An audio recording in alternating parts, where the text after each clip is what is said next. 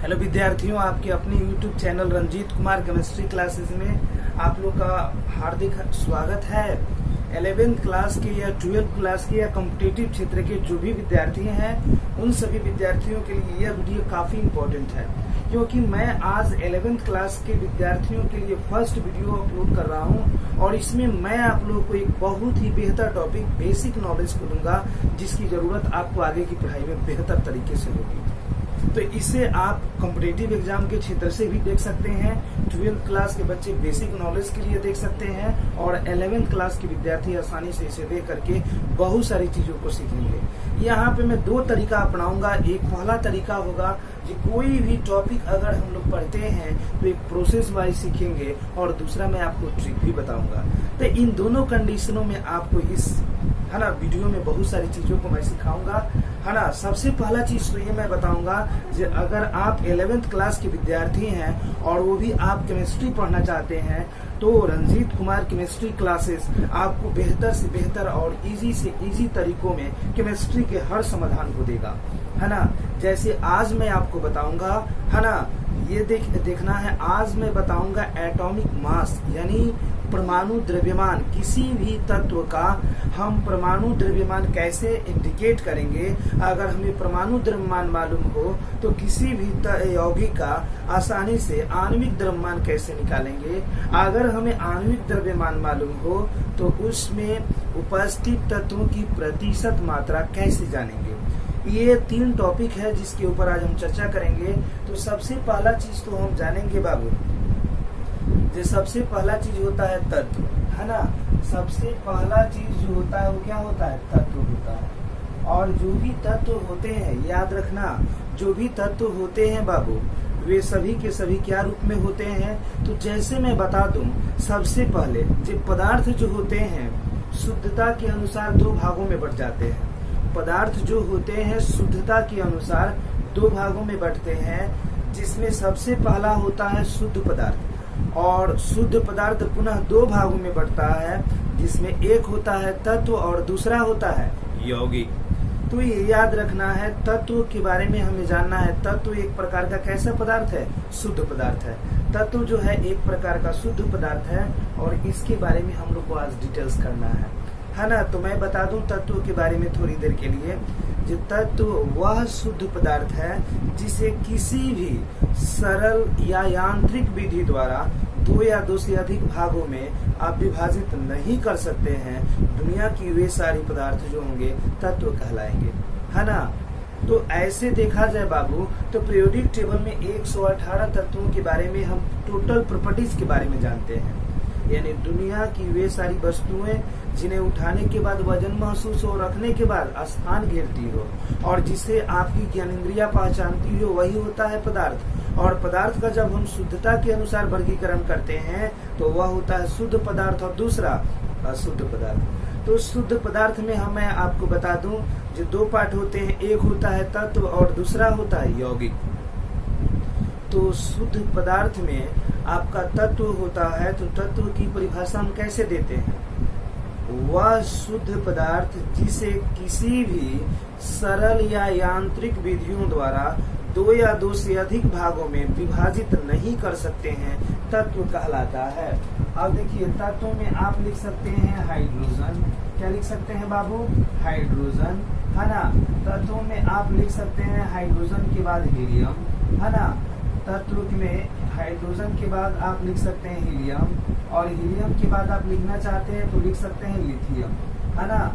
इस तरीके से तत्व जो होते हैं लिखे जाते हैं और यह उनके हम आसानी से क्रम लिखे हैं। यानी ये सभी वैसे शुद्ध पदार्थ हैं जिसे हम चाहें तो 2 या 2 से अधिक भागों में किसी भी विधि द्वारा नहीं बांट सकते हैं, अर्थात वे सभी पदार्थ क्या कहलाएंगे, तत्व कहलाएंगे।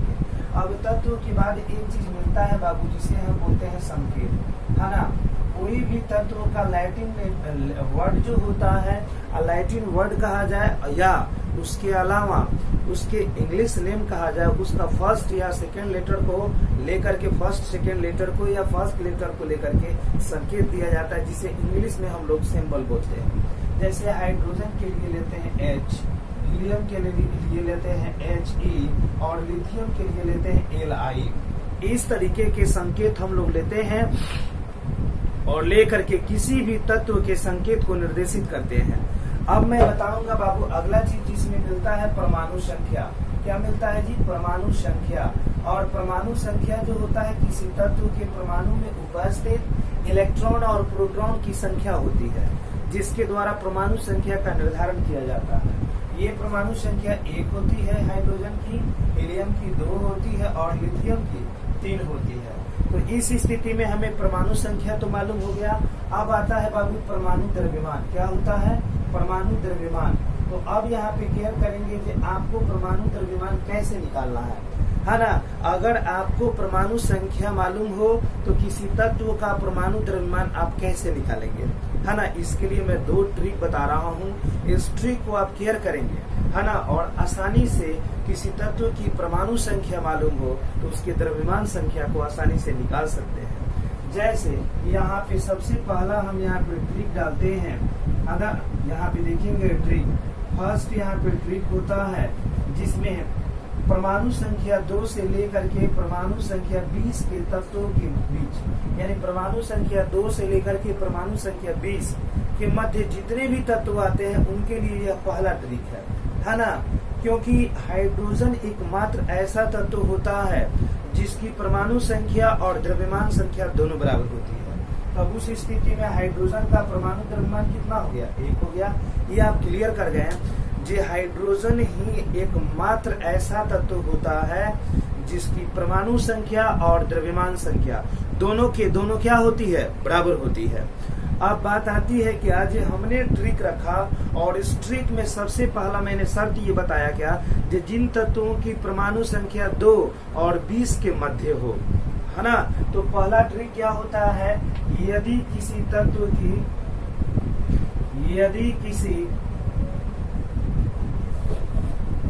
की परमाणु संख्या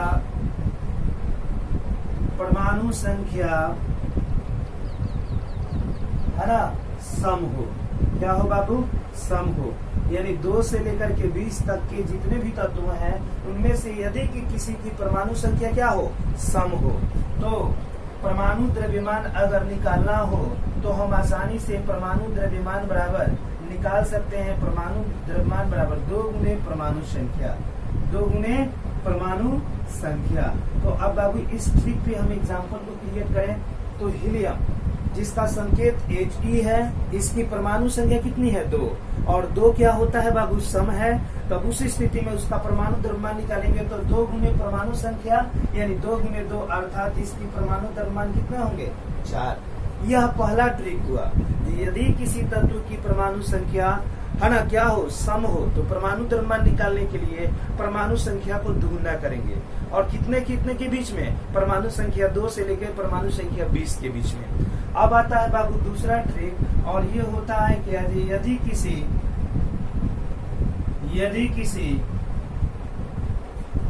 तत्व की परमाणु संख्या विषम हो। क्या हो बाबू? विषम हो। तो अब यहाँ पे ध्यान देंगे जे अगर किसी तत्व की परमाणु संख्या क्या हो? विषम हो, तो हमें अगर परमाणु द्रव्यमान निकालना हो, क्या निकालना हो? परमाणु द्रव्यमान। तो आप डायरेक्टली निकाल सकते हैं। परमाणु द्रव्यमान बराबर होता है 2 गुने परमाणु संख्या, 2 गुने परमाणु संख्या और यहाँ पे होता है क्या? +1। 2 गुने परमाणु संख्या और होता है क्या? +1। यानी किसी भी तत्व के परमाणु द्रव्यमान निकालना हो और उसकी परमाणु संख्या क्या हो? विषम हो। परमाणु संख्या अगर विषम हो तब उस परिस्थिति में हम परमाणु द्रव्यमान कैसे निकालेंगे? तो परमाणु द्रव्यमान निकालने के लिए परमाणु संख्या को 2 से गुना करके 1 जोड़ देते हैं। आते हैं एग्जाम्पल लिथियम। इसकी परमाणु संख्या 3 है और 3 क्या है? विषम है। तो परमाणु द्रव्यमान निकालना होगा तो 3 दूना 6 और 1 जोड़ देंगे, कितना होगा? 7। तो इस तरीके से इस ट्रिक के माध्यम से किसी तत्व की परमाणु संख्या अगर मालूम हो तो हम द्रव्यमान संख्या को आसानी से निकाल सकते हैं।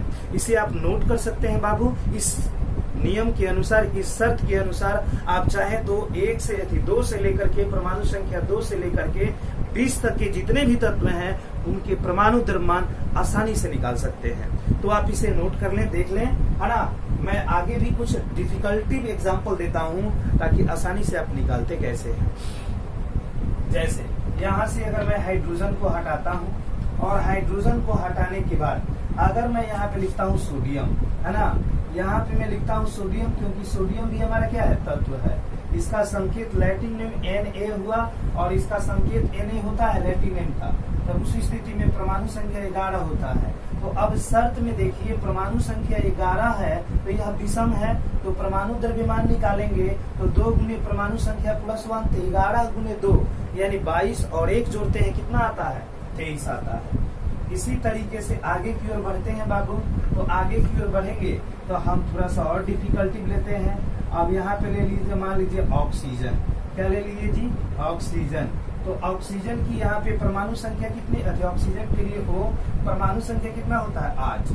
तो जब परमाणु संख्या 8 होता है तो द्रव्यमान संख्या कैसे निकालेंगे, या परमाणु द्रव्यमान। तो हम क्या करेंगे, परमाणु संख्या को दुगुना करेंगे और दुगुना करके आसानी से लिख सकते हैं क्योंकि यहाँ पे परमाणु संख्या क्या है, सम है। तो 8 दूना 16। तो इस तरीके से किसी भी तत्व के लिए चाहे वो सम हो या विषम हो, उसके लिए मैंने 2 ट्रिक दिया है। इसे आसानी से आप परमाणु द्रव्यमान को निकाल सकते हैं। तो आप चाहें तो इसको नोट कर सकते हैं, है ना, और नोट करके आसानी से लिख भी सकते हैं और जानकारी में रख सकते हैं ताकि किसी तत्व के परमाणु द्रव्यमान को आप निकाल सकें। अब मैं बताऊंगा बाबू आपको मोलिकुलर मास। आपने देखा एटॉमिक मास कैसे निकालेंगे, अब मैं बताऊंगा मोलिकुलर मास। आपने केवल तत्व के बारे में देखा, अब हम जानेंगे थोड़ा सा यौगिक के बारे में। चलिए आते हैं।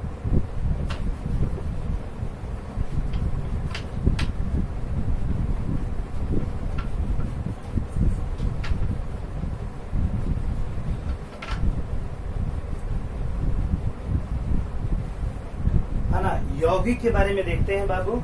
तो यौगिक बताया जाता है जिसका इंग्लिश होता है कंपाउंड।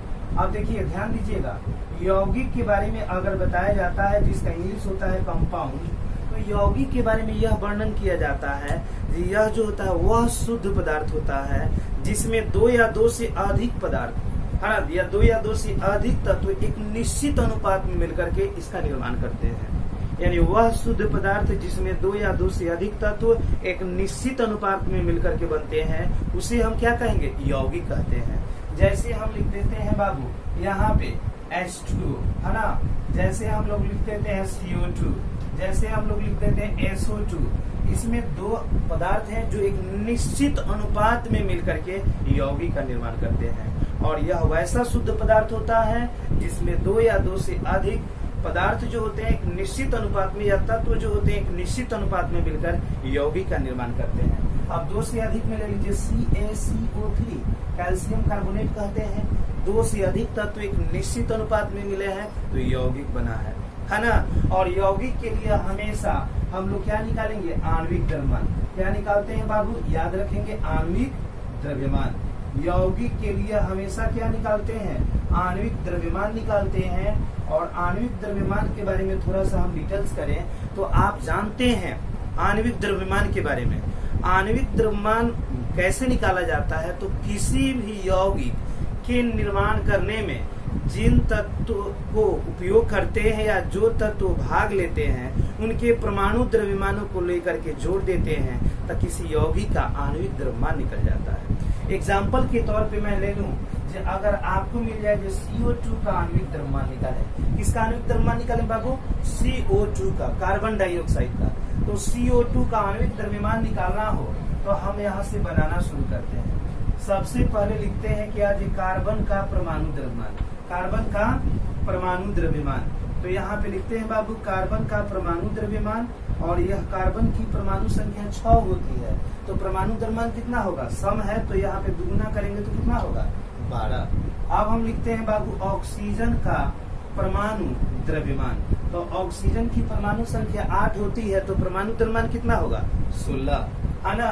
अब देखिए ऑक्सीजन अकेले नहीं है, कितने इसके परमाणु है, 2। तो हम लिख देते हैं O2 का परमाणु द्रव्यमान। तो O2 का परमाणु द्रव्यमान कितना होता है, 16 गुने 2 बराबर कितना होता है बाबू, 32। तो तो इस स्थिति में हम जान गए। अब यहाँ पे लिखते हैं जो CO2 का आणविक द्रव्यमान है ना, तो CO2 का आणविक द्रव्यमान हम जब निकालेंगे बाबू, तो आणविक द्रव्यमान बराबर यहाँ पे सीधे क्या होगा, तो आणविक द्रव्यमान बराबर कार्बन का परमाणु द्रव्यमान प्लस 12 के बाद प्लस और ऑक्सीजन यानी O2 का आणविक परमाणु द्रव्यमान यानी 32, टोटल जोड़ते हैं तो कितना आता है 32 और 12 44 होता है, और 44 होता है। तो इसे हम AMU में मापते हैं, AMU में मापते हैं, एटॉमिक मास यूनिट। ए का अर्थ होता है ना, ए का अर्थ होता है, ए मतलब होता है बाबू एटॉमिक, AMU में मापा जाता है, यह माप की इकाई होती है ना, जिसका अर्थ होता है A4 होता है एटॉमिक, M4 होता है मास और U4 होता है यूनिट। हिंदी में कहते हैं एटॉमिक मास यूनिट को परमाणु द्रव्यमान इकाई, यानी किसी भी यौगिक के आणविक द्रव्यमान को परमाणु द्रव्यमान इकाई में मापा जाता है। तो इस तरीके से किसी यौगिक का हम आणविक द्रव्यमान आसानी से निकाल सकते हैं। अगर इसको आपको नोट करना हो तो आसानी से इसको नोट कर सकते हैं कि किसी यौगिक का आणविक द्रव्यमान इतनी सरलता से कैसे निकालेंगे। अगर हमें तत्व का परमाणु द्रव्यमान मालूम हो तो आसानी से इतनी सरलता से हम आणविक द्रव्यमान को है ना निकाल सकते हैं। अब मैं आपको बताऊंगा कि अगर इससे डिफिकल्टी हो तो कैसे आणविक द्रव्यमान को निकालते हैं, इसको आप नोट कर लीजिए।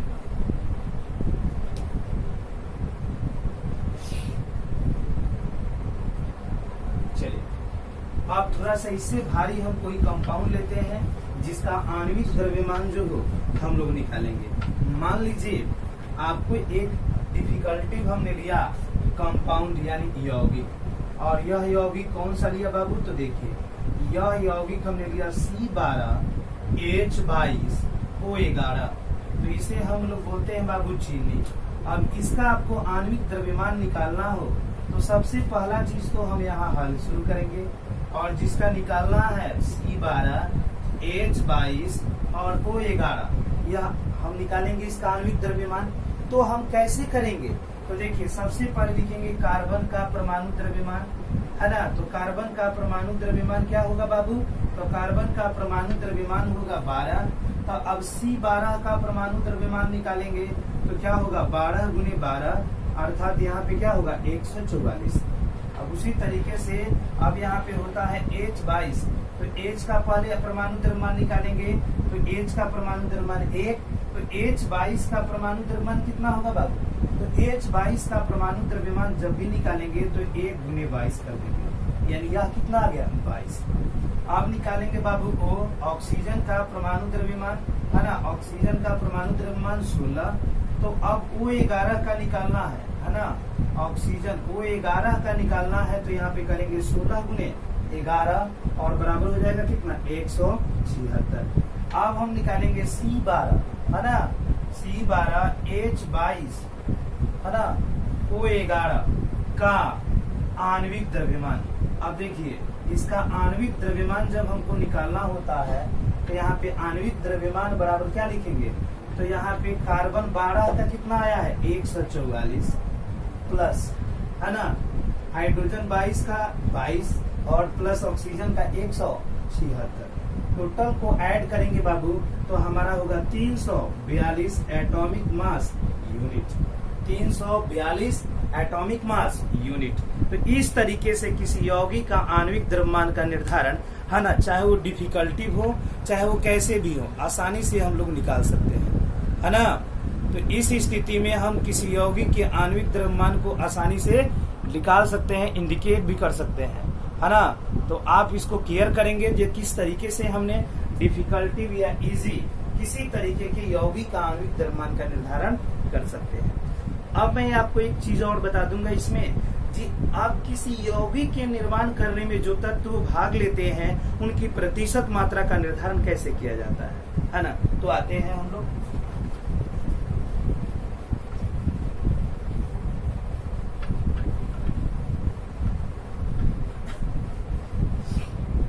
देखिए अब आपसे सवाल मिल गया कि SO2 में S, की प्रतिशत मात्रा ज्ञात करें।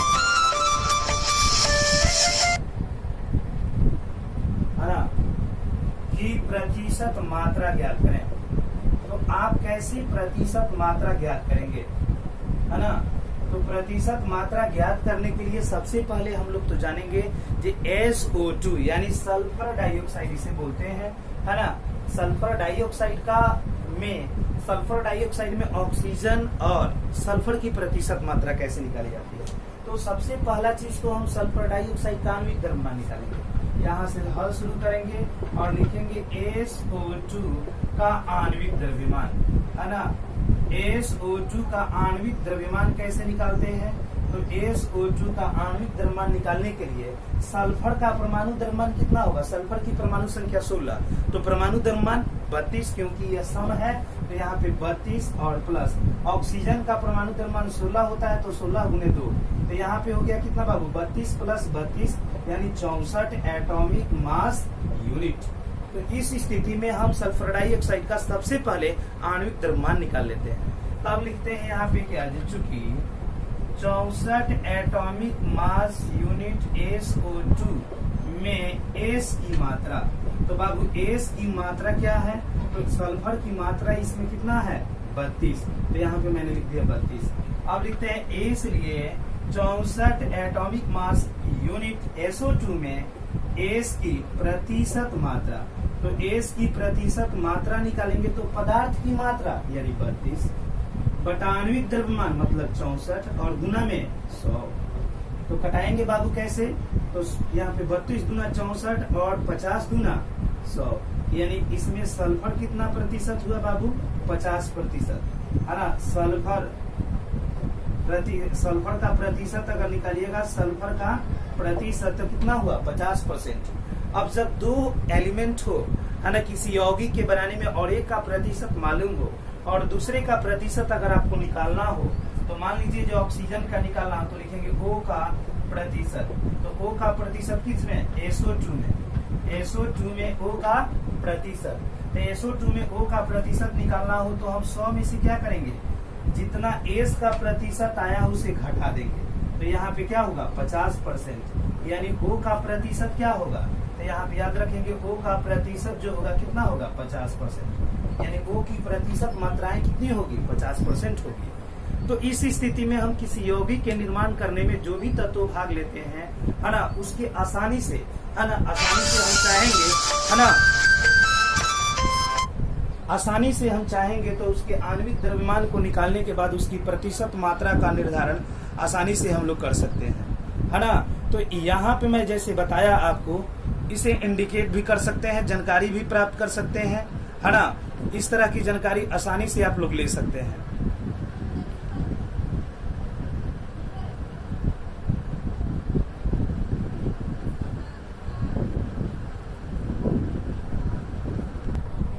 हाँ, तो हम इस तरह की जानकारी आसानी से हम लोग ले सकते हैं, है ना, और प्रतिशत मात्रा का निर्धारण कर सकते हैं। तो SO2 का आणविक द्रव्यमान निकालना हो और उसकी प्रतिशत मात्रा तो हम आसानी से कर सकते हैं। अब बात आती है, जब अगर 2 से अधिक तत्व होंगे तो क्या होंगे, जब 2 से अधिक तत्व मिलकर के यौगिक बनाए होंगे तो हम 2 का सबसे पहले प्रतिशत निकालेंगे, अगर 3 हो तो 2 का प्रतिशत मात्रा निकालेंगे, और तीसरे का निकालना होगा तो 100 में क्या करेंगे, 100 में से इन दोनों के आणविक प्रतिशत मात्राओं को जोड़ करके और घटा देंगे तो तीसरे का निकल जाएगा। अगर 4 हो तो तीनों की प्रतिशत मात्रा निकालेंगे और तीनों की प्रतिशत मात्रा को निकाल करके जोड़ लेंगे और 100 में से घटा देंगे तो चौथे का निकल जाएगा। तो इस तरीके से एक अनोखे वीडियो में आपको 11th क्लास की बेसिक जानकारियां, साथ ही कॉम्पिटिटिव जानकारियां, है ना, या कॉम्पिटिटिव नोटिफिकेशन और 12th क्लास के ऐसे वीडियो लगातार आपको मिलते रहेंगे, है ना। अब हम मिलेंगे अगले वीडियो में अगले टॉपिक को लेकर के, तब तक के लिए धन्यवाद।